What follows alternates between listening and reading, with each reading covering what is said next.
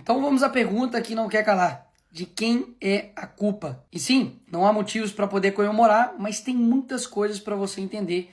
Isso vai fazer toda a diferença. E diferentemente do outro lado, eu não preciso inventar para poder te explicar quem é o culpado disso. Basta eu ler a carta do Trump. E começa citando Jair Bolsonaro e diz: conheci e lidei com o ex-presidente Jair Bolsonaro e o respeitei profundamente, assim como a maioria dos outros líderes de países.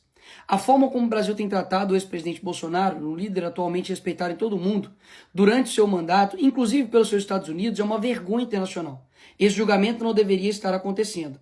Trata-se de um caça às bruxas que deve acabar imediatamente. Ou seja, o Trump deixou bem claro no primeiro parágrafo da carta que a culpa não é do Bolsonaro, a culpa é de quem está perseguindo o Bolsonaro. E piora, em parte devido aos ataques insidiosos do Brasil contra as eleições livres e os direitos fundamentais da liberdade de expressão dos americanos, como foi ilustrado recentemente pelo STF, que emitiu centenas de ordens secretas e ilegais de censura às plataformas de mídia social dos Estados Unidos.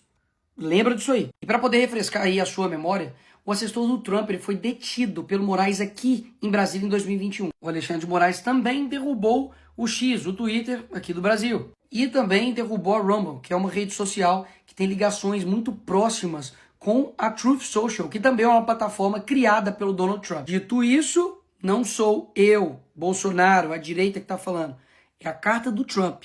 Ela continua. A partir de 1º de agosto de 2025, cobraremos uma tarifa de 50% sobre qualquer produto brasileiro enviado aos Estados Unidos. Ou seja, devido à perseguição, nós vamos cobrar essa taxa. Mesmo depois de uma carta tão clara e transparente, a esquerda quer dizer que o culpado não é o presidente da República, mas o Bolsonaro, que nem presidente é. Será mesmo?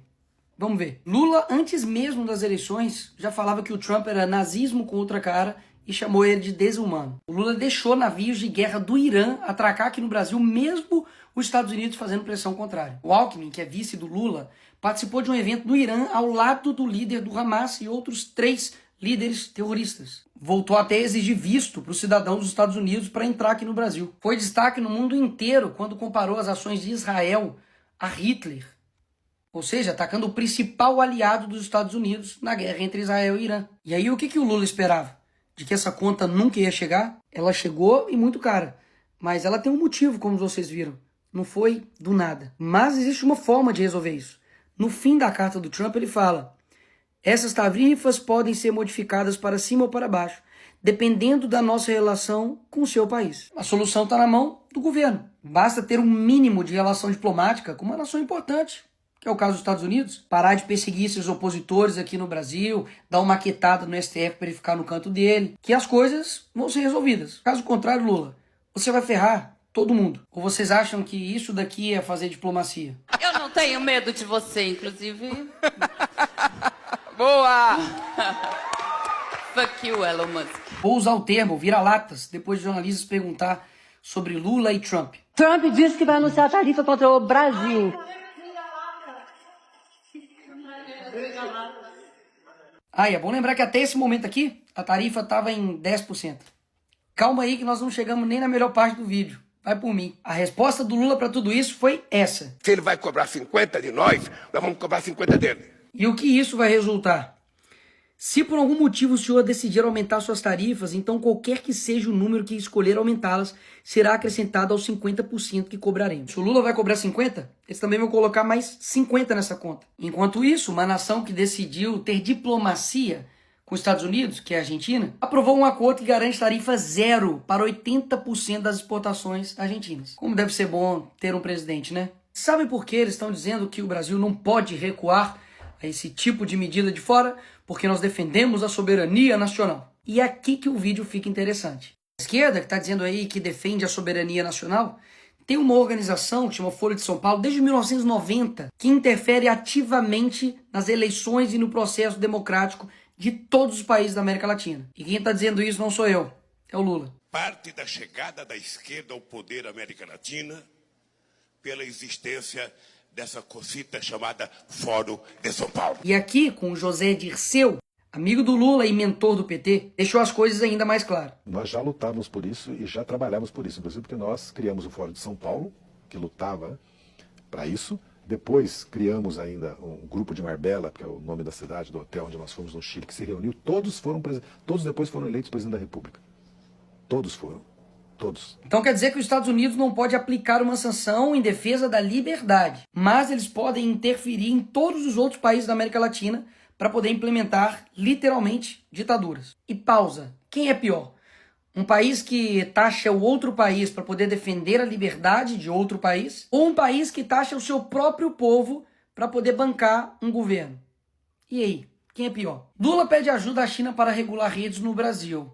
Ora, isso aqui não ataca a nossa soberania nacional? Quando o PT lá em 2016 pediu proteção internacional diante do impeachment da Dilma, não era ataque à soberania nacional, né? Tenho certeza, não era interferência, era só uma ajuda, né? Quando a Gleisi, deputada do PT, pediu numa TV árabe ajuda a todo mundo árabe pela liberdade do Lula, aí não era interferência. Além dessa balela que eles dizem defender a soberania nacional, eles também não respeitam a soberania nacional dos outros países, pelo visto também não. Foi lá na Argentina visitar uma condenada por corrupção e fazer lá cartazinho para ela ser livre, em outro país. Eu já ia me esquecendo, esse aqui é bom demais. Aqui está o Felipe Neto pedindo ajuda internacional para o John Biden, para Kamala Harris, para poder conter o Bolsonaro aqui quando ele era presidente. Como eu disse, qual que era a desculpa deles?